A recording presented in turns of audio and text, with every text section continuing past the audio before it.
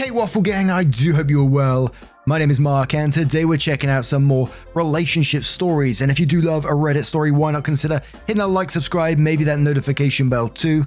Let's crack on with today's first story, which comes from the True Off My Chest subreddit from NoCockroach3567, who says, "My husband has been lying to me about our finances and we are messed up." The title is basically the story. I am also to blame for this, I realize that. We divided household responsibilities pretty evenly, but we don't split every responsibility down the middle. And finances were his job. He's better at them. I thought he was better at them. We have $50K in credit card debt. I did not know about this. $50K on a home equity loan. I did know about this. 2 months behind on our mortgage and severely behind on a car payment. I quit my job when we decided to have my middle child 3 years ago. Then we had our youngest a year ago. I thought we were fine. We should have been fine. I don't understand what the F happened or why he waited so long to tell me. I trusted him completely. I would never have believed this. I love him so much. By all accounts, we had an ideal marriage, or we did. I thought we did. I have no idea how we will ever come back from this. It will take years to pay this off. I'm in school full time, but we'll need to drop out because we can obviously no longer afford childcare while I'm in class. That just sets us back even more because my earning potential is lower. The most effed up part is that my dad did this exact same thing to my mum. It was awful to live through as a teenager. I was a serious contributor in being resistant to commitment or ever relying on anyone for anything. My husband obviously knew about this. It was my #1 reservation when I was quitting my job. I can't believe I was so stupid. This is my worst fear coming true and I have no idea what to do. Edit. I don't even know why everyone is making that my kids are in daycare full time, but they are not. I pay a babysitter while I take one class on campus. Our oldest is in public school and our younger two are home with me. I'm going to community college and 75% of my classes are online. The rest are at night. There is no daycare bill. It's literally $300 a month expense and it should have worked. Edit. We're not living large here. I cook everything from scratch. We don't get takeout. I cloth diaper. I buy the kids clothes secondhand or get hand-me-downs. Our cars aren't new. Our mortgage is very reasonable. We cut all the extras when I stopped working because my job would hardly have paid for daycare. There is no reason his income should not have been enough. I don't know what he spent money on, but it clearly wasn't our bills. Edit again. My husband makes $140K a year. I was making $30K a year. We had no credit card debt when I quit my job. Our mortgage and home equity loan combined are $2,000 a month. Our car payments combined are $500 a month. I know Reddit thinks women asexually produce children and then force men to support them, but my husband enthusiastically wanted children as well and had an equal role in creating them. My salary would not have justified the cost of daycare. We both did the numbers 100 different ways and it should have worked. It should still be working. I don't know what the F he's spending money on or if it's even the extent of the issue, but I didn't just frivolously spend money like a effing idiot. I bust my ass to keep our expenses low. The plan was that I would finish school and start working again by the time Middle was in kindergarten, so we would have had only one child in daycare. It was a good plan. It would have worked. I don't know what happened and I'm terrified to find out. And I guess the big question after all that is, what is the money being spent on? We could go down the usual Reddit suspects, which could be, drug addiction, could be gambling, possibly cheating, and I could speculate all day on that, but The Vulge says you need to figure out where the money went. It could be living beyond your means, or it could be hookers and drugs. Seriously, this happened to a good friend of my wife. The solution looks very different depending on the problem that you got here. You must understand the problem for yourself before you agree to any solutions. Seriously, don't take his word for it. Check the numbers and the math. Specialist Holiday says regardless, he is doing one of two things. You guys have a lifestyle his job can't afford and he used the credit card to make up the difference. Or he is purchasing stupid crap and has a gambling problem. Either way, you always need to be involved in the finances. Always. Autumn Pixie says the biggest thing I'd want to know is how he got there in the first place. I feel that'd make or break it for me. $50K in credit card debt on what? Did he overestimate cost of living and his job doesn't cover the bills? Did he take it out and gamble? Did he spend it on frivolous things? All of that information is crucial. ScanLive says it's very interesting to see people assume it's all her fault. Well, you quit your job, or you have 3 kids, or you Grubhub. You didn't talk to your husband. Your husband doesn't feel comfortable talking to you. Basically putting the blame on OP for something she had no idea was going on until it got so out of hand. Her husband knowingly hid $50K in credit card debt and chose not to tell her. By the sounds of it, they live frugally. She pays $300 a month on childcare, she cooks from home, the mortgage is reasonable, and the cars are cheap. Something is wrong. Something is going on that OP doesn't have any idea about, but it's her fault. Lest you'll forget, they agreed to split responsibility, and her husband took on finances, which he was supposed to be better at, which he is not. OP, take a deep dive into your finances, use a fine-tooth comb. Something is up. And HP Stuff says the comments are ridiculous. She's going to community college and paying a nanny 15 hours a month. In no way is that living high. In no way does that make it excusable for a husband to hide $50,000 of debt from her. Whether it was a bold-faced lie or a lie by omission is irrelevant. This may not have been malicious, but it does not make it okay. OP, ignore these clowns and go to a financial subreddit for some advice. The debt is not the end of the world. You will get through it. And one more comment from No Anti-Tier who says, ask him to show you what 100,000 bought. Walk around the house and yard, letting him point out what that money paid for. Ask him his plan for paying it back. Check the credit card statements. Is there any sign of a substance abuse or gambling problem? I've seen someone take cash advances on credit cards to pay for drugs before. I've seen someone abuse credit cards to the tune of $22,000 for drugs and hotel rooms for himself and his side piece. Check the bank records regarding the home equity loan. That $50,000 went somewhere. Good luck. Worst case scenario, bankruptcy is an option. So then OP left a comment update and then a full update after. So the comment on this one said, update. I'm going to post this here and I'll come back and respond individually later on. Maybe tomorrow. When I posted this, I had literally just learned about how bad it was. I spent the day going through everything and talking to my husband. He's cheating on me. The woman has 2 kids and I guess he's been helping her with them. They could be his for all I know. He's currently vomiting and crying in the bathroom, so that's effing great. I unfortunately have to stay married to him long enough to figure out the finances. I'm talking to a bankruptcy lawyer on Monday. Thank you everyone who made me feel a little less alone today.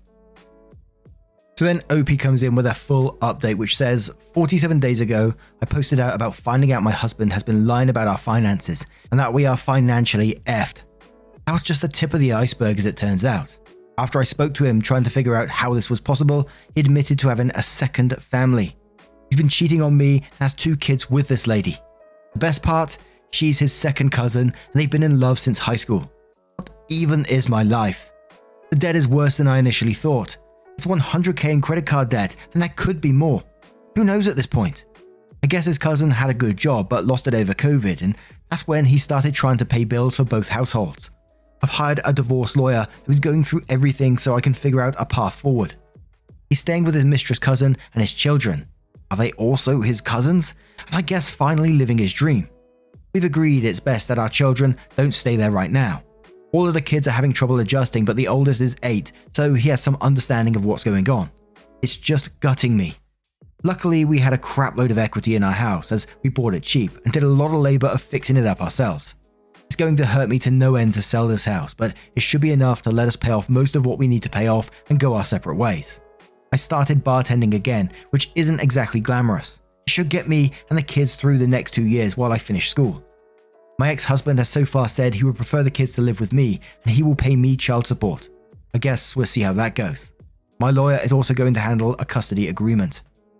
If you had told me 48 days ago that this would be my future, I would have laughed.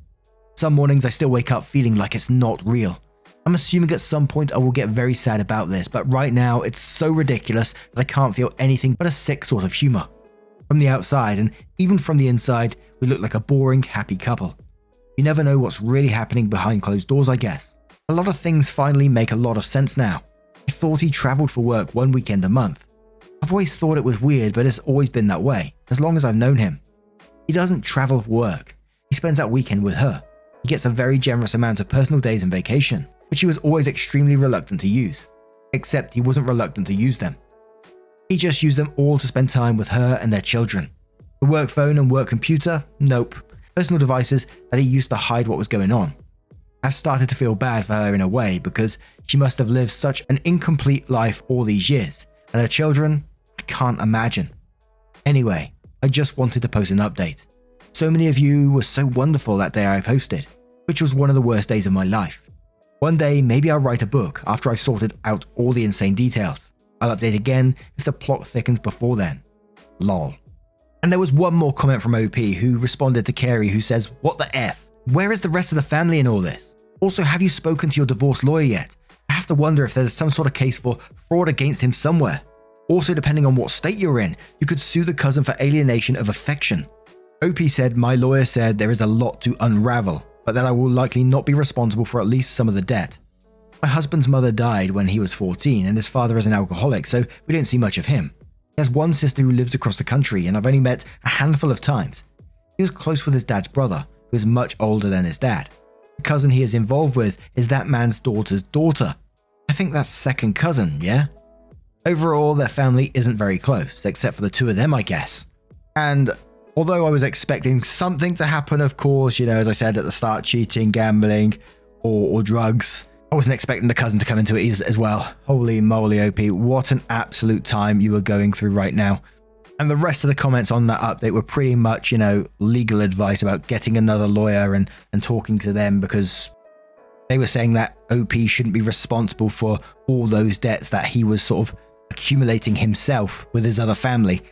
I'm really not sure about any of that, especially with it being in the US as well.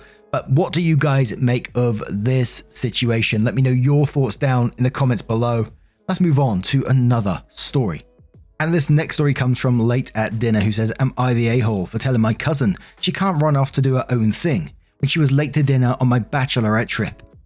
Throwaway. This kind of blew up into a bigger thing, and my sister said I should post on Am I the a-hole? I'm 30 female, getting married soon, and went to New York for my bachelorette trip recently. There were 8 of us, including my cousin, Haley, 33 female, who was one of my bridesmaids. We were only there for a couple of days, and there were a few different things we wanted to do. Also, I only asked people to pay for their flight and hotel share. I paid for everything else. I made early dinner reservations for everyone on our last night, and we were going somewhere else after. Haley mentioned that day that she wanted to go visit a cemetery to pay her respects.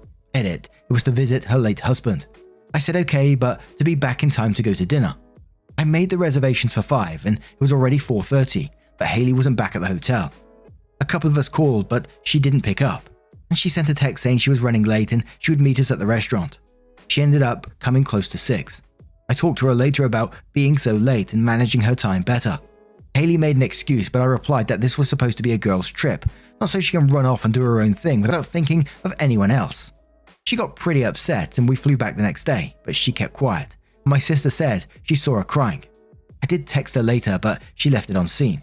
My sister thinks I shouldn't have said that to her, but a couple of the other girls agree Haley shouldn't have been late. Am I the a-hole? And we'll start off in the comments with Coastal Kid 92, who says she was paying respects to her husband she was widowed from. Holy hell, OP, absolutely you're the a-hole. I can understand that this was your bachelorette, but read the effing room. It wasn't like she went to go pay her respects to a dead celebrity buried nearby. It was literally her husband.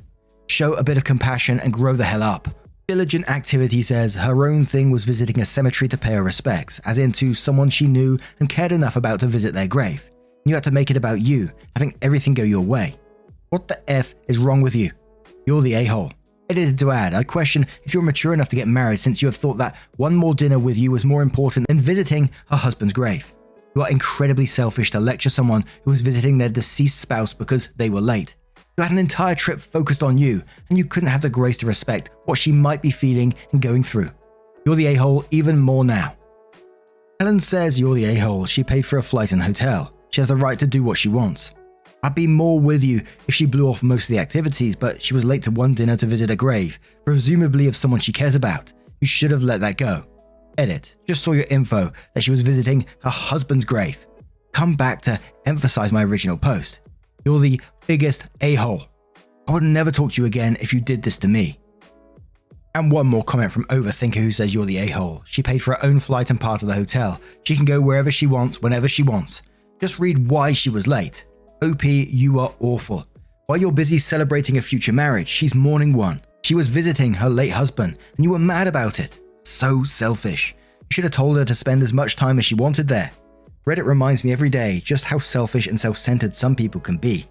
And as always, whenever I read these stories, I try to put myself in the shoes of the people writing it, or in other people's shoes as well at the same time. And I can honestly say, if I was OP in this situation and a friend came up to me and said they wanted to visit, their late partner's grave, whilst we're in town doing whatever we were doing, I would absolutely be saying, take as much time as you like. And if you need us at any point, just give us a shout. This is a loved one mourning their late husband. And I understand you're there for a different reason. This is important to them. And like that comment said, just have some bloody compassion. Speak to your cousin, show some love, show some compassion, show them that they're family, and hopefully they will forgive you for that. But now I'm going to turn this one to you guys. What do you guys make of this situation? Maybe you have another take on the matter. Let me know your thoughts down in the comments below. Let's move on to another story. And our next story comes from Autumn893, who says, "Am I the a-hole for complaining after I asked to join my husband on his business trips?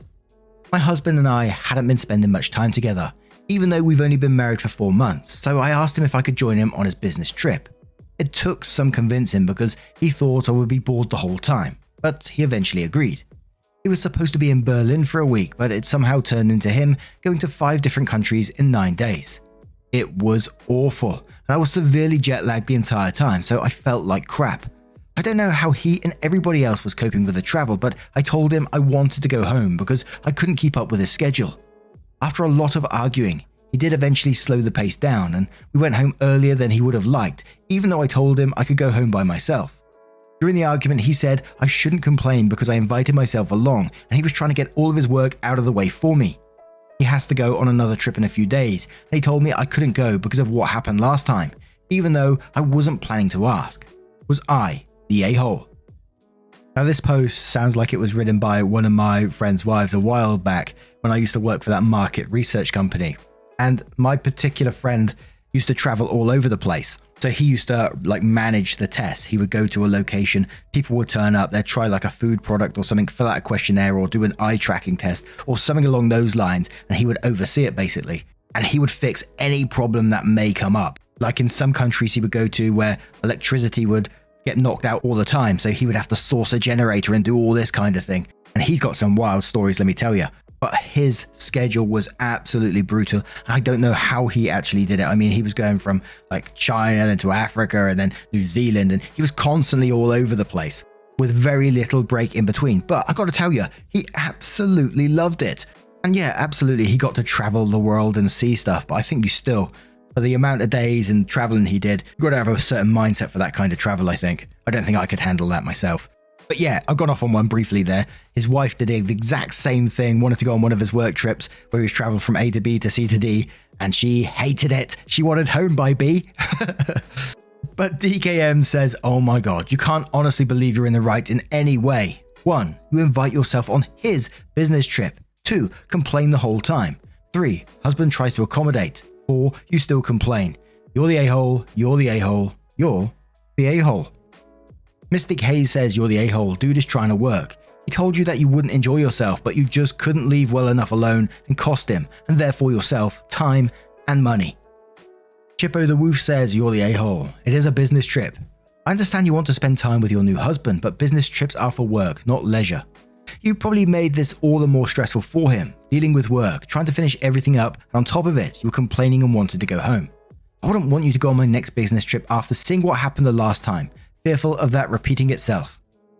Mig says, "You're the a-hole. You invited yourself along on his business trip, even though he told you he would be working, would have no time for you, and would hate it. He was working. A week in Berlin turned into 2 weeks in a bunch of different countries is a thing that happens. Not all the time for sure, but it happens. You hated it. Then you did a bunch of complaining, which resulted in him doing less work in order to cater to you. What did you think work trips were? Some kind of company-sponsored vacation? You thought he'd do a few hours light work, and then you'd get some sightseeing and hang out in nice hotels. Nobody's work trips are like that." Actually, my friend's was. Slightly, of course. And let's have one more final comment from StrictBar4915, who says, "You're the a-hole. I tag along with my husband to business trips and conferences a couple of times a year if he's going to be in a city I've wanted to visit, but I respect his schedule. I find ways to entertain myself by exploring the city, and if he requests my presence at something like a dinner, I gladly oblige. He's my partner. I understand that travel is a part of his job and entertaining me is secondary. I'm happy when I get to see him on the trip, but I don't get in the way of his doing what he needs to do, and I certainly don't make demands to leave." Now, I'm going to turn this one to you guys. What do you guys make of this situation? Maybe you live in a similar situation like this. You travel lots for work and you're away a lot of the time. How do you get on as a couple with this? Let us know your thoughts down in the comments below. And as always, just a huge thank you from the bottom of my heart for getting involved in today's stories. Your love, your support, and your time is always absolutely amazing. Please never ever forget that. And hopefully I will see you in the next one. Take care and much love, you bloody cheeky so-and-so.